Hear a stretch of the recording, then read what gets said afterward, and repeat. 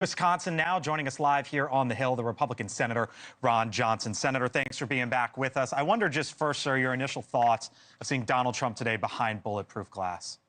Well, Blake, I agree with that one woman. It's necessary. It's unfortunate. It's unfortunate it's come to this point in our history where presidents need to be behind bulletproof glass. I mean, I wouldn't want to be behind it, but again, it's necessary. All right, let me talk to you about what's going on in your state, Wisconsin. New York Times poll has Kamala Harris up 4. Cook poll has her up 3. Even Rasmussen, which is Republican-leaning, has her up 1 in your state. It is a tall task for Republicans to win there. It's only happened once in the last 9 tries, Trump in 16. But why do you think he's losing right now in your home state? I'm not sure that's true. I've run some close elections. I think in 2016, I was down 11 points. At this point in time, I won by over 3%.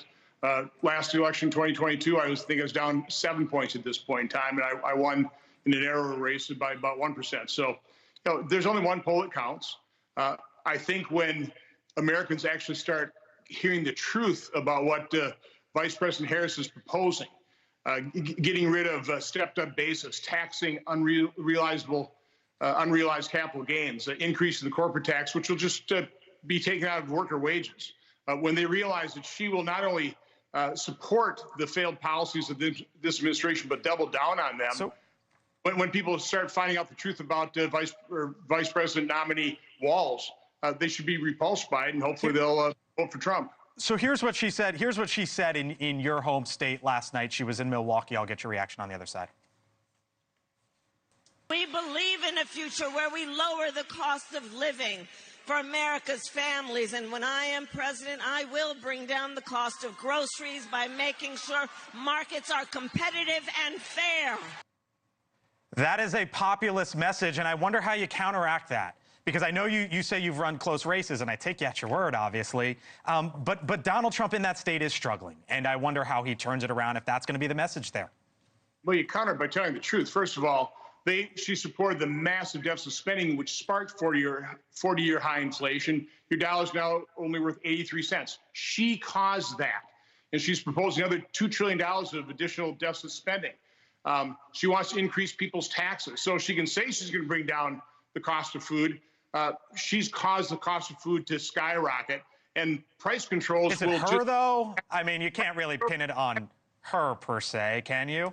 Well, she's part of the administration. She supported it. She actually was the tie-breaking vote in some of these massive deficit spending pieces of legislation that sparked 40-year high inflation. So, yeah, I think she's absolutely responsible for it. Let me ask you about Donald Trump real quick. He said this today in response to the Obamas last night.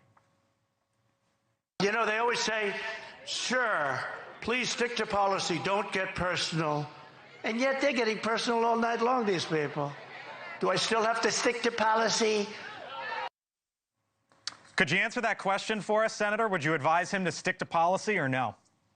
Well, we should stick to the issues, but we also have to be honest with the fact that his Democrats have been lying through their teeth for years. Remember, the whole Russian collusion hoax, that was a dirty trick by the Hillary Clinton campaign the corrupt FBI and Department of Justice ran with, as well as the corrupt media that continued to amplify that message, too. So, Democrats will say Donald Trump's not the model of honesty, and Americans, the polling shows that. Well, again, the polling is highly influenced by the corporate media, the legacy media, who doesn't tell the truth. All right, Senator Ron Johnson, Republican from Wisconsin. Again, thanks for being back with us here on the Hill. Always appreciate your time, sir.